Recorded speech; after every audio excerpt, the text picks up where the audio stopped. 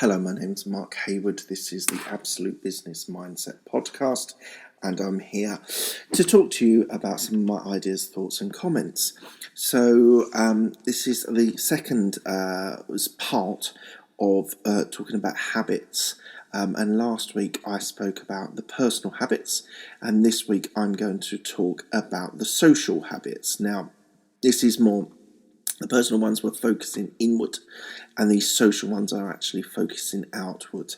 So I'm going to talk to you about being productive and working hard, the idea of being able to develop or influence others, and demonstrating courage and standing up for what you believe in. So I'm going to talk today. First one I'm going to talk about is about productivity. So if you're going to have a good habit of being exceptional and being a strong businessman, whether that is in the entrepreneurial or whether that is in the mindset of being in a corporate environment, I would say to you that you should be thinking about keeping your productivity high. I think it sounds obvious, but equally, I think a lot of people would be sitting there listening to this thinking, actually, could I be more productive? And I think in a lot of cases that would be, yes, you could be more productive. So I think what you need to do is, so for me, it's planning out time of my day to be able to deliver things. So I find it incredibly useful to be able to work out in my time, in my day, times which are for meetings. So they get added every day, and then I like to fashion out times of my day where I am actually being productive on a deep thought or a deep work, to name something like Cal Newport.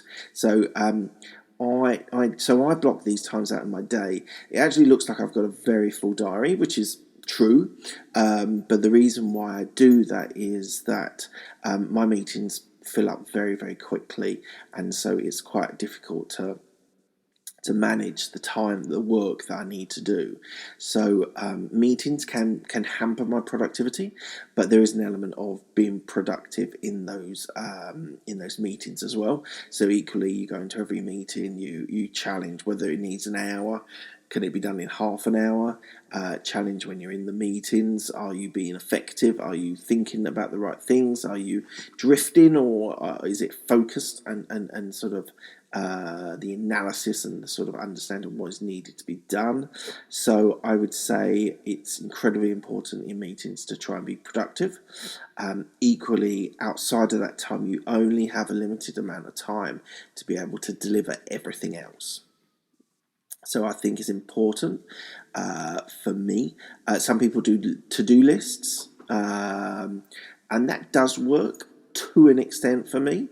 I went through a phase where I was having lists of things that needed to be done. I actually then found it actually more helpful to block time out because that prioritizes it for me as well. I do things that need to be done. So I'm doing a demo to a client on Wednesday. Unfortunately, I can't do a lot of work on Monday due to other commitments. So I've blocked out an hour and a half to hone my demo for this particular product. So I think it's incredibly important to give yourself enough time with these sorts of things.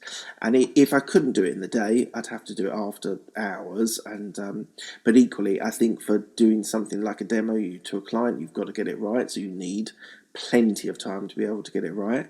So if I'd had that in a to-do list, you sometimes get lost with to-do lists. So I honed my list.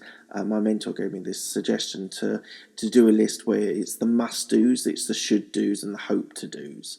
So you don't have one to-do list, you have three. And the idea is that you do that every day or every couple of days, where you're then able to work out what needs to be done and what is the urgent things that need to be done that day.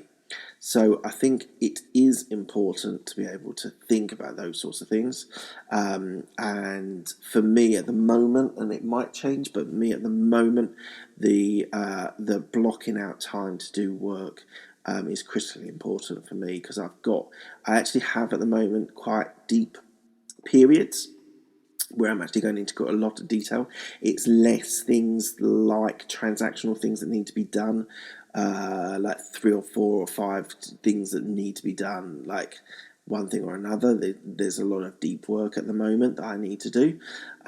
So whether it's user research, whether it's product development, whether it's project management, whether it's client engagement, there's lots of hats that I wear at the moment in my business. So it's important to be able to prioritize and make yourself productive, because one of the saying, there's been a lot of communication about in the papers and on the magazines about people not being productive, people turning up, having coffees at the coffee machine, water at the water cooler, chatting away, being disruptive, communicating with people about not important things. And yeah, there's an element of that in the world, but equally you should be trying to deliver high quality things on a regular basis, and that is best way to do it is being productive.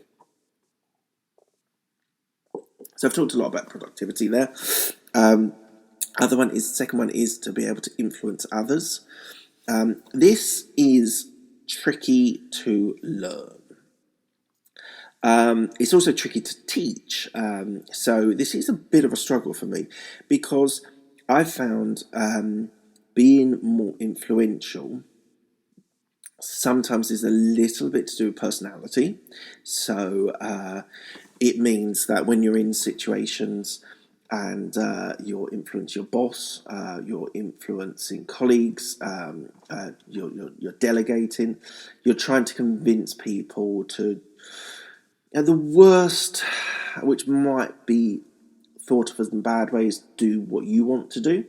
Equally, when you're in a corporate environment, there is a lot of that. You need to convince people to help you, to do stuff for you. So my software guys, the developers, I've got a group of them that work very closely with me, and therefore I've got confidence that I've influenced them in the past, and they will help, they will deliver, they'll go the extra mile for me, and that has taken a long time. It takes a lot about relationships, and influencing people is all about relationships. So building relationships internally and externally, so clients and your colleagues, and being able to deliver something that is personable and is engaging and is basically serving your interest. And again, it might be something a little bit controversial, but you do have to consider serving your own interest in the corporate environment. So I would say that's that's also equally. There might be things like your boss, or bosses, or more senior to you, that you might want to influence, and that's down to personality again. Some people are more influential, and some people are more susceptible to being influenced. So there's a lot there to be able to consider, and I would say some of it, as I just talked a little bit about personality, some of it is authority, is your position. Equally, you can act more senior than you are, and that can influence others because people respect. Because respect is not down to authority. Respect is something that you believe in people, and people believe in you, and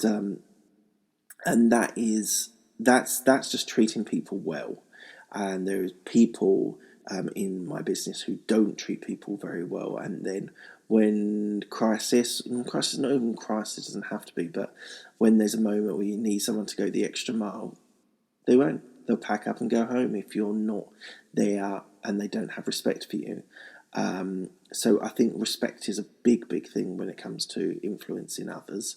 And just being a nice guy actually helps.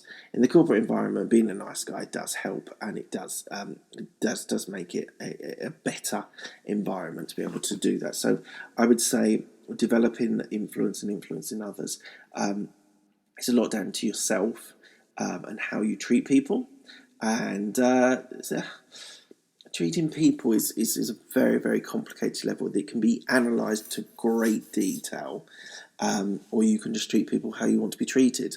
I would say if you wanted to explore the personalities in your office, get a mentor who is more psychologically driven, if that makes sense.